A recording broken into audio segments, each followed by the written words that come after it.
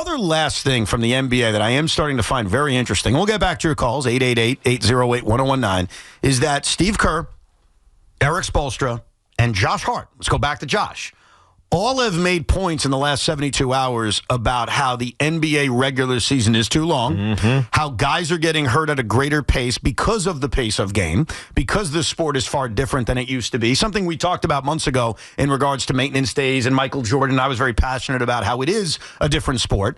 Obviously, I'm right. Josh Hart agrees with me. Steve Kerr agrees with me. Erik Spoelstra agrees with me. But their point is something needs to be done. And they all agreed that shortening the regular season is not something the NBA is going to consider, even though that's the answer. The answer to all of this is to shorten the regular season. So I thought about it. Yeah. And I went to ChatGPT. Oh, God. And I've come up with a plan to revolutionize the NBA. Okay. And it makes everybody happy. And this is not shortening the season? No, we're shortening the season, but we're going to make it worth it.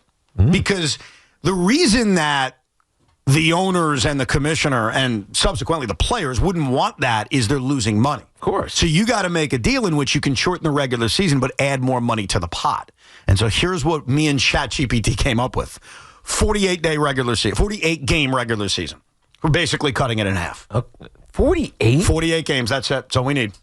Really? It's about to get crazy, Teak. How many does college play? How many games does college play? Usually about 37, 38, something in that range. So it's a little bit more than college, but not nearly 80. Well, just remember. Now, how are you making up the revenue? Oh, thanks, Teak. Then we begin. Not playing. Based on the 48 games, teams are put into groups. Every team, the bad teams, the good teams, all that, they're now in groups. And much like soccer or the World Cup, they then play what we're going to call playoff games in group play. So you can charge the playoff money, fans are going to want to go, and then based on how they do in their group play, then the tournament is set up for the real NBA playoffs. And so what you're doing is... So what's happening to those teams that aren't in the top tier? They're all in. Everyone advances. Everyone goes to that next tier of games. So it's 48 games into the playoffs, or whatever you want to call it. All 30 teams are in the playoffs. Correct. Huh. Yeah. And so what you're doing is you're going to How does that reward?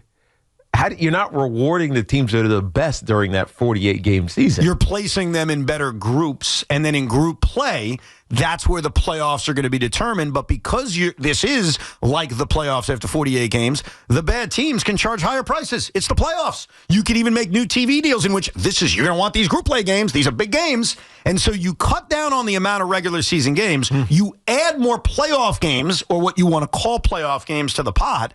And there you go. I'm still confused about the bottom half of the league. There's nothing to be confused about. They keep playing until they lose. I know, but what do they who? They're in the groups. So they have to play the better teams? Yeah. And then they get eliminated and they go home.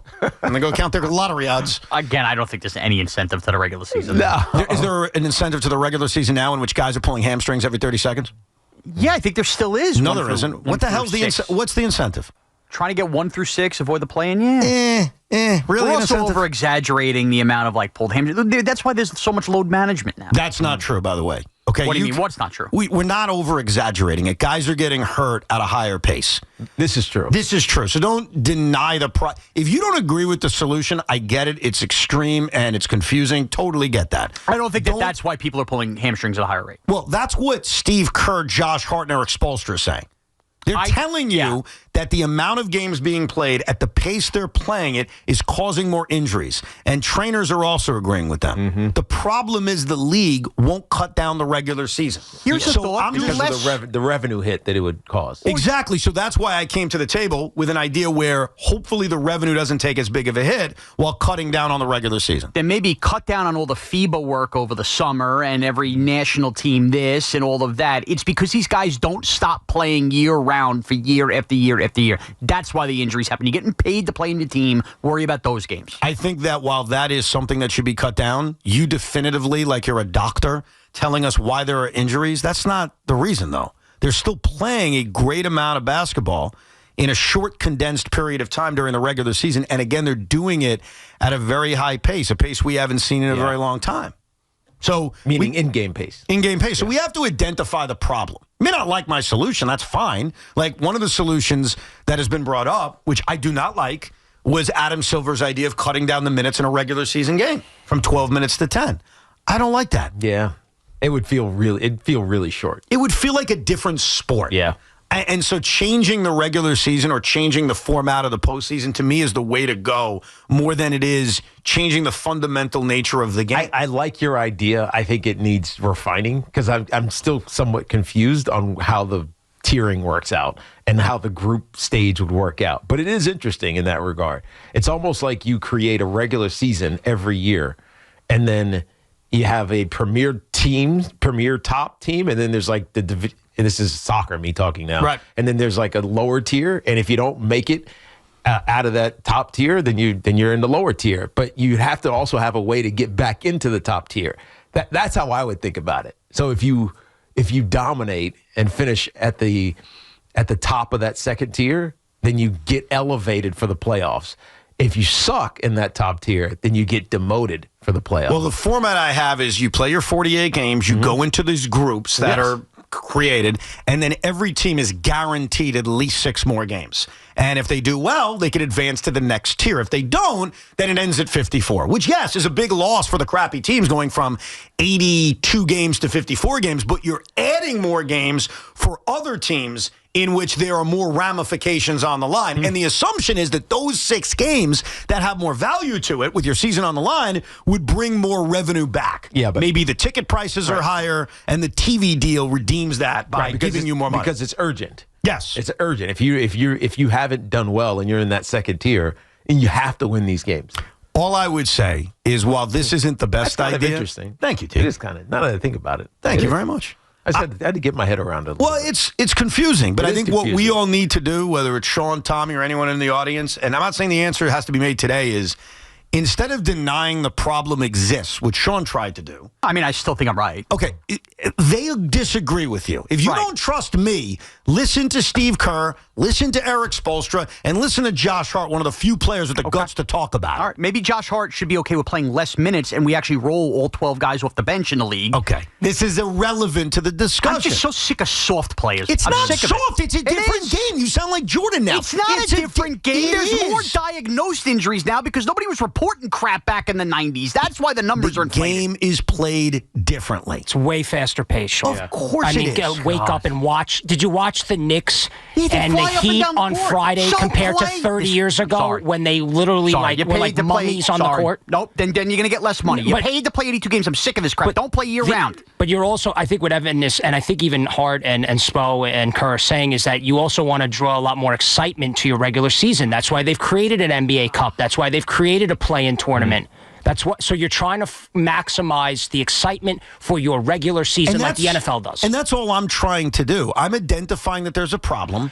We can fight with each other that it doesn't exist, which I think is a waste of time, or you can come up with ideas. I'm presenting an idea. Now, are we still playing the same amount of games and playoff games in your plan? Meaning, like, will there still be the same amount of games? Because I want the season to start later. Yeah. In your plan, does that work? Yeah. Christmas start time, could that work? The total amount of games will still end up very similarly. Okay. It just So may they're be pushing. broken down differently. Got it. But I think we got to at least be open to these kinds of changes. That's all. I mean, you've got coaches and players talking about it. Yeah. So because it's a real effect on their guys, and it hurts their chances of winning and advancing. So, but I don't think this is. They don't want radical. They want more space. They probably want the season longer if it's going to change the revenue. Well, and that's the thing we also can't ignore, because the easy answer is to say, well, just cut down the amount of games. We have to be honest. We're not going to do that. No. So we have to think of creative ways where the revenue is still there and the sport isn't impacted. Because here's the other thing I don't think anyone's taking into account, or I don't want to say anyone, but clearly Sean's not taking into account, is the product does get hurt on a daily basis when great players aren't playing. It's not good. Now, when you make maintenance decisions, it's a little bit different. You can schedule it. You can almost announce it if you so wish. But when guys are getting hurt and they're missing weeks at a time or months at a time, it's not good. It's not good for the sport. Like last night's Nick Maverick game was entertaining. It was ugly, man. We don't want that. We want the sport to be as beautiful as possible. It's such a beautiful sport. We just got to make it a little bit better. I'll tell you the dumbest, smartest idea I ever heard, because it's dumb but it's smart at the same time. Go ahead. was Boomer. He said something, such an old man opinion, that at first I was like, oh, so stupid. And then I thought about it, and I was like, man, I'd be fascinated to see that. You know what it was? What? Boomer said, get rid of the three-point line. What? No. And so I heard that. Why would you get rid of the 3-point line? Well, at first I was angry, the way you are. Then I thought about it, and I was like, well, it's kind of fascinating. Like, what would the NBA look like without the three-point line? Like the modern NBA without the three-point line. And then my brain went to another place. What if we moved all the fences in baseball back to where it was 500 feet away? What would baseball look like when it's impossible to hit a home run? There would still be guys trying to hit home runs. Really? Yeah, because they still want to get paid. Oh, man. That's crazy. By the way, my son was playing 2K this morning, NBA 2K. Michael Porter collapsed lung, out for the season in a video game. This isn't real, by the way, if you're just tuning in. Michael's okay. Why would they have that injury in a video game? The Nets still in the league. That's a morbid injury. I couldn't believe it. All of a sudden, Sham Charania comes on the broadcast. My son's like, where's Michael Porter? Where's Michael Porter? I was like, I think he's hurt. And Shams tells us he has a collapsed lung. Well, clearly, young Jet needs a lesson in load management. He was playing Porter too many minutes.